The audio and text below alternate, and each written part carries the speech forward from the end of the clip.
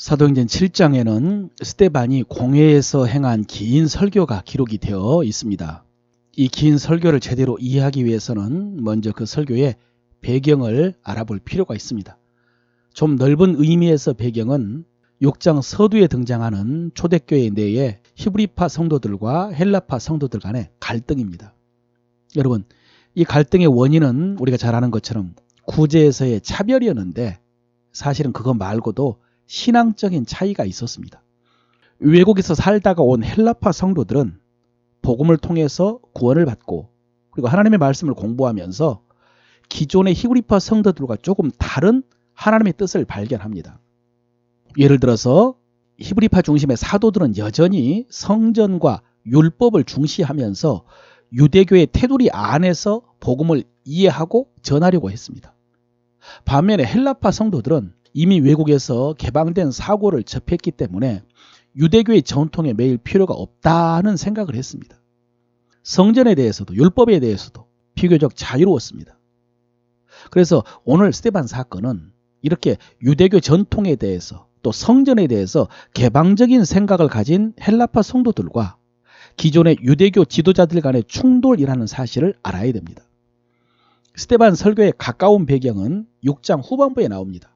스데반이 민가에서 큰 기사와 표적을 행하면서 전도할 때 유대인들과 논쟁이 붙었습니다. 자유민의 회당이라고 했죠. 거기서 그들은 스데반과 논쟁에서 당할 수가 없었습니다. 그래서 거짓 증인을 동원해서 스데반을 공회에 고소를 했습니다. 여러분, 이 공회는 사내들인 공회죠. 예수님을 체포해서 사형을 언도했던 바로 그 공회입니다. 그 공회에 스데반의 고소 내용이 6장 13, 14절에 나오는데요. 거짓 증인들을 세우니 가로되 이 사람이 이 거룩한 곳과 율법을 거슬러 말하기를 맞이 아니하는도다. 그의 말에 이 나사렛 예수가 이곳을 헐고 또 모세가 우리에게 전하여 준 규례를 고치겠다 함을 우리가 들었노라 그랬습니다. 간단하게 요약하면 스데반이 이 거룩한 곳과 율법을 거슬러 말했다는 것입니다. 이 거룩한 곳은 성전입니다. 그래서 성전과 율법을 모독했다는 것이죠. 여러분, 우리가 보기에는 별 문제가 될 것 같지 않은 이 문제가 당시 유대인들에게 있어서는 사형에 해당되는 심각한 죄였습니다. 예수님께서도 처음에 이 문제로 고발이 돼가지고 공회에 잡혀왔었습니다.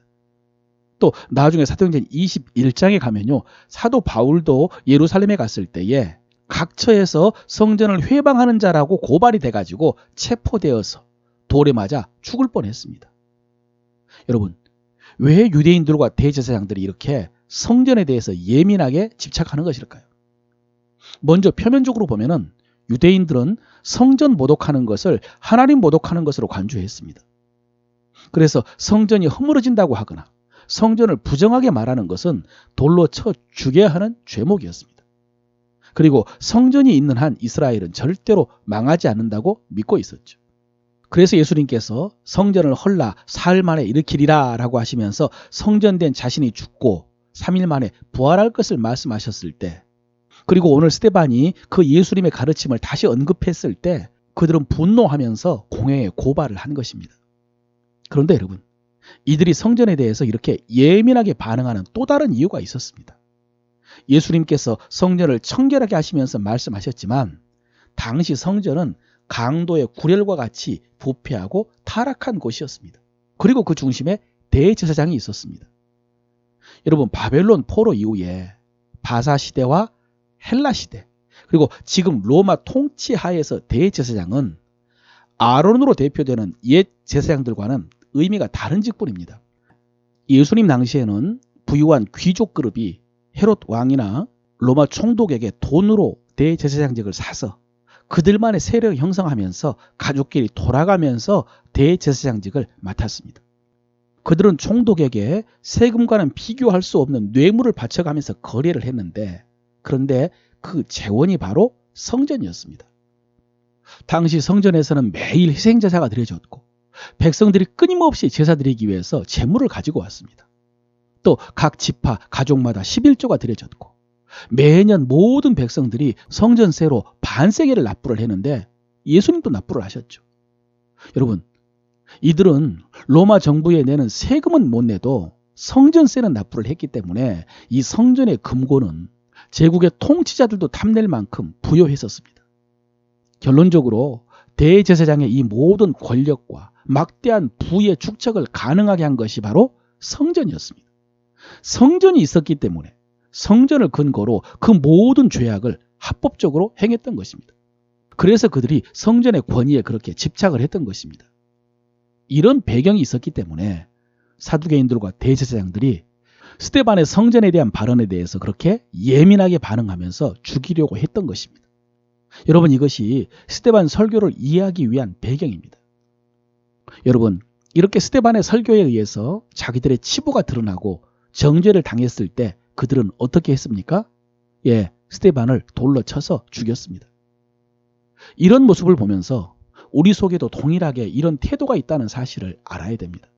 우리도 설교를 듣거나 아니면 생활 속에서 내 허물이 드러나고 정죄를 당할 때, 물론 우리가 서로 정죄하지 않아야 되지만은 하나님께서 우리의 죄를 드러내실 때 우리도 이렇게 반응하기가 쉽다는 것입니다.